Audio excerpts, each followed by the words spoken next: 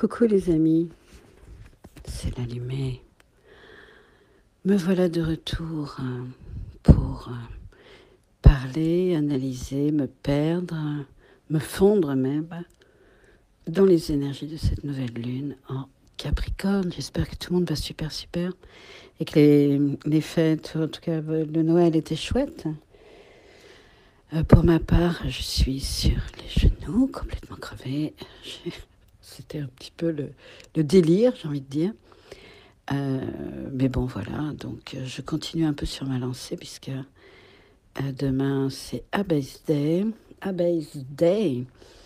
Abbey's Day, donc j'ai 8 rendez-vous demain. Donc c'est vrai que c'est intense, là. Moi j'ai Mars qui s'amuse à passer au-dessus de mon milieu de ciel en ce moment. Et je laisse pas trop de répit. Je suis un peu chlasse, les amis. Crevé. Mais je me laisse emporter par la vague.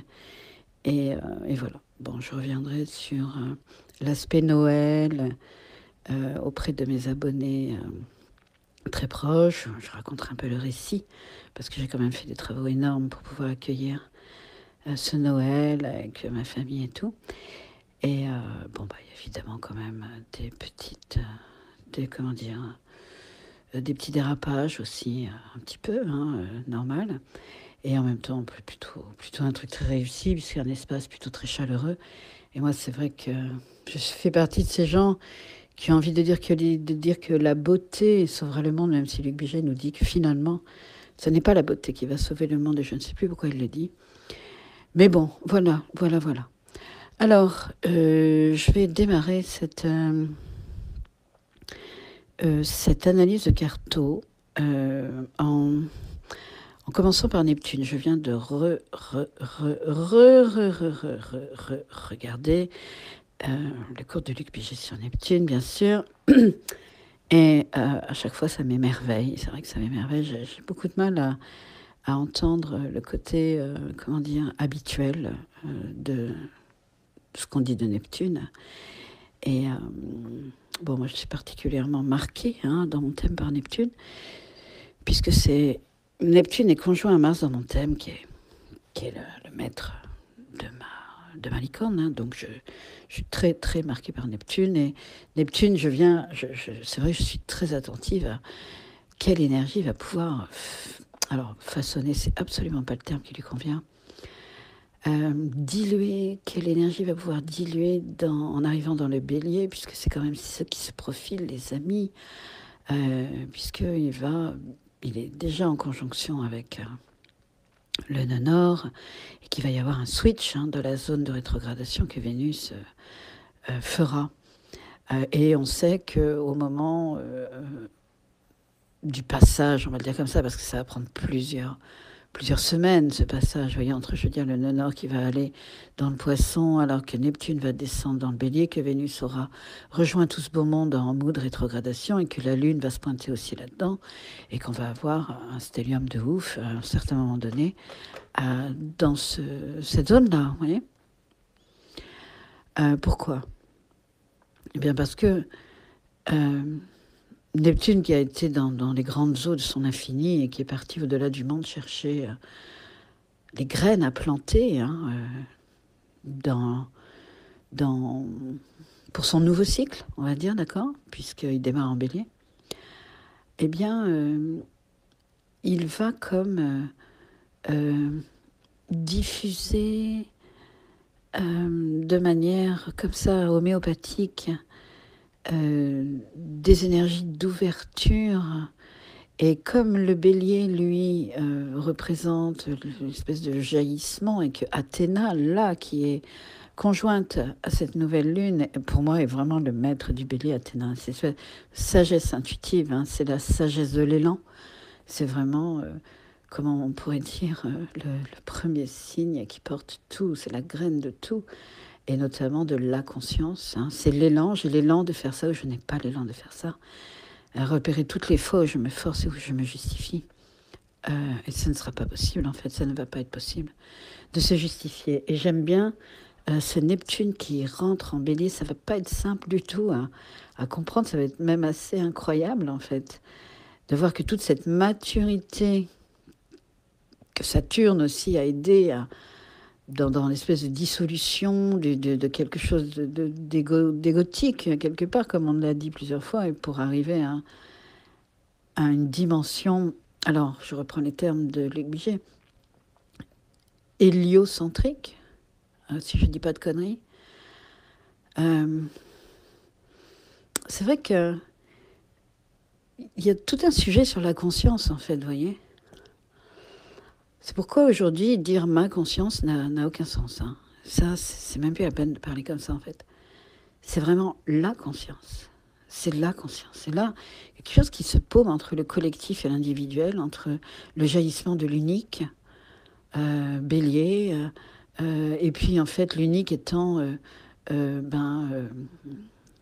le divin, en fait, le sacré, hein, parce que qu'est-ce que va faire Neptune en Bélier si ce n'est apporter pour cette grande guérison que Chiron fait, apporter, comment dire, le sacré dans cette forme de jaillissement, c'est le jaillissement du sacré. Ben, moi, je nous le souhaite, les amis, je nous le souhaite tellement. C'est tellement c'est tellement là que les choses se passent, c'est tellement là que tout se dissout, en fait, parce que qui crée une forme d'identité qui veut se protéger, qui veut battre, qui veut tous les aspects négatifs finalement du Bélier, d'accord, dans son côté combattant, le mec qui veut gagner, ou personne qui voilà, qui se met des objectifs, etc. Tout cet aspect-là complètement individualiste, en fait, d'accord, va perdre complètement, parce qu'avec Neptune, on perd les limites de tout ça, en fait. Et on peut supposer que c'est le sacré qui va venir être le terrain, la terre de cette graine pour, j'ai envie de dire, des siècles et des siècles. So, la licorne en face est conjointe au nœud sud. Alors ça, on a tellement parlé déjà de la suradaptation de nos sociétés, de l'impuissance apprise, que peut-être va-t-il être temps, en fait, et enfin, de retrouver notre puissance, mais j'ai envie de dire, évidemment, derrière la puissance du sacré, c'est-à-dire laisser au sacré toute sa force et toute sa puissance, voyez-vous. Parce que finalement, il n'y a que lorsque vous êtes, vous, en duel hein, contre le sacré, finalement, que c'est la merde absolue, quoi. Et qu'est-ce qui se passe si ce n'est ça, on a envie de dire, une espèce de prétention qui est un... On croit que c'est un terreau d'abondance, mais pas du tout. En fait, on ne fait que créer le contraire. C'est quand même incroyable, non? Je veux dire que pour aller vers, et on a envie de parler de ça, pour ces énergies-là qui s'en viennent, de nouvelle année, tout ça, je veux dire, on se souhaite à chacun de rentrer dans une confiance telle que finalement, il n'y a plus aucune inquiétude, en fait. Parce que lorsque l'on est en union, ou on pourrait dire dans cette intimité avec le sacré, avec la conscience, on peut le dire comme ça, et bien en fait, c'est normal que tout s'assemble merveilleusement, puisque c'est une seule et même matière, tout ça, voyez-vous. Donc cette confiance-là, elle est la matière même, en fait, de la conscience, ok, qui ne fait pas confiance. Par exemple, si vous disiez, je racontais ça à quelqu'un dernièrement, si vous disiez à une amie que vous ne lui faites pas confiance, on est d'accord sur le fait que la relation est foutue? Oui, la relation est foutue. Donc, quand vous ne faites pas confiance en la vie, qu'est-ce que c'est que cette base? Je veux dire, ça ne va pas être possible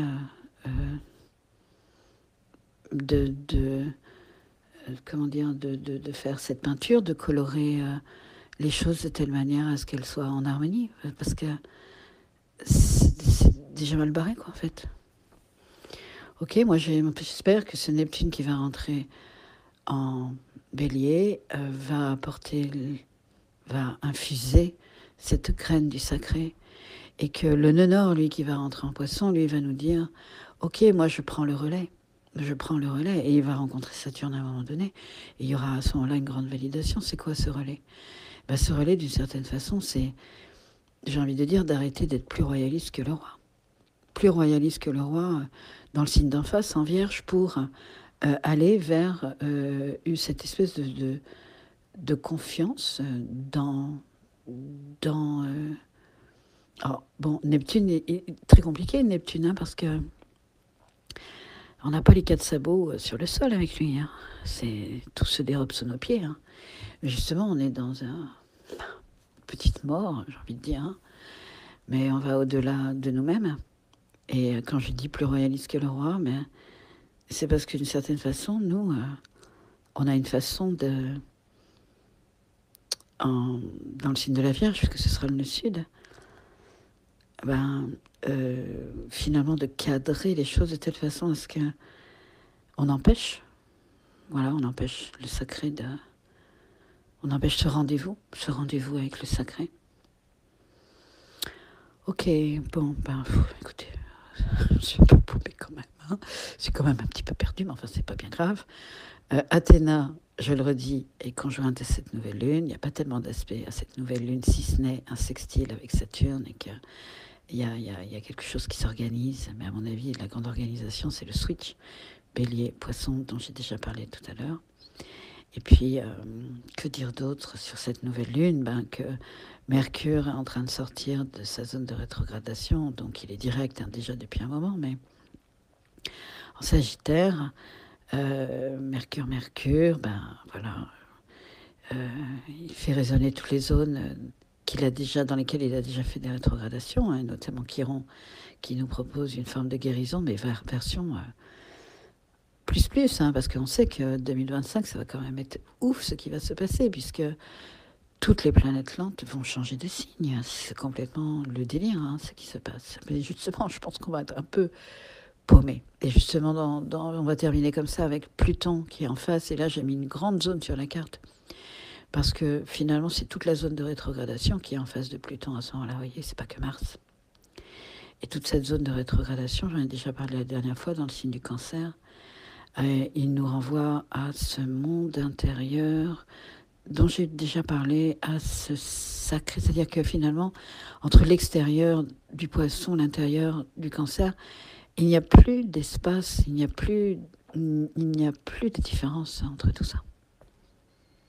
Ok, et maintenant l'idée c'est de ne pas trop se paumer là-dedans, dans le sens où d'un point de vue comment dire, que chacun le vive individuellement cette histoire-là, cette histoire collective, que chacun le vive individuellement, parce que quand c'est par exemple l'État qui cherche à nous donner des nouvelles règles sur des trucs que moi je trouve complètement déconnants,